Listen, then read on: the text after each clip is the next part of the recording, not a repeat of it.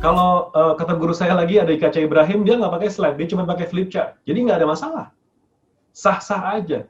Pakai slide atau nggak pakai slide, bukan tentang slide-nya, tapi tentang modul yang disampaikan, itu ngasih manfaatnya kepada peserta. Yang penting semua slide itu tersampaikan dari peserta, itu no, teman-teman sekalian. Jadi bukan slide yang penting. Lantas kalau mati lampu gimana? Kalau laptopnya ternyata nge-lag, gimana? Jadi kita nggak jadi delivery gitu ya. Itu bahaya. So, teman-teman sekalian, fokusnya kita bukan kepada slide, tapi kepada outcome sekali lagi. Nah,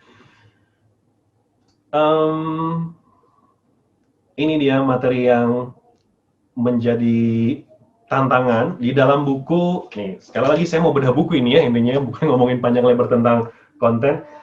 Adaptive Learner, teman-teman sekalian, di buku, di catatan saya, itu adalah saya bercerita tentang bagaimana rasanya berada di kelas. Ini saya stop share dulu deh.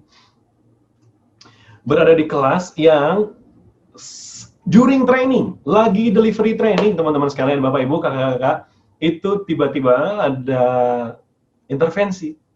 Intervensi tahu ya? Intervensi itu kita lagi perang, tiba-tiba ada orang-orang yang maaf banget, mengganggu, gitu ya.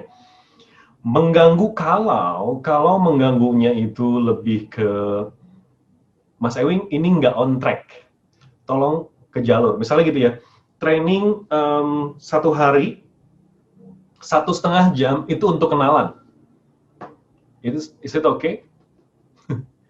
1,5 jam buat kenalan. Teman-teman, saya mau pengen kenalan sama teman-teman semua. Oke, perkenalkan, nama saya Ewing. 1,5 jam ngomongin trainer, penjelasan tentang success story sang trainer yang udah puluhan tahun itu, mulai dari jadi jadi dari staff sampai jadi direktur. Setelah itu dia pensiun, terus dia cerita 1,5 jam. Lalu 1 jam kemudian, saya pengen dengar cerita teman-teman semua. Oke, dari Kak Cici, silakan ceritain Kak Cici asal dari mana. Misalnya gitu ya, misalnya. Dan itu 1,5 jam itu ceritain tentang kenalan. Itu oke? Kalau itu nggak oke, terus Anda diintervensi, justru malah itu Anda harus diintervensi. Karena udah ngapain saya bayar puluhan juta ngundang Anda ke sini kalau Anda cuma mau perkenalkan diri. Kalau perkenalan diri, Anda buat CV aja sini saya baca. Iya nggak sih, teman-teman? Nggak usah kita kenalan panjang-panjang, dan sebenarnya juga mereka nggak terlalu butuh, mohon maaf, kita nggak penting sebenarnya buat mereka. Yang penting itu materinya, yang penting itu kontennya, yang penting itu delivery Anda, bukan Andanya. Yang penting mereka dapat manfaat, gitu ya. Teman-teman,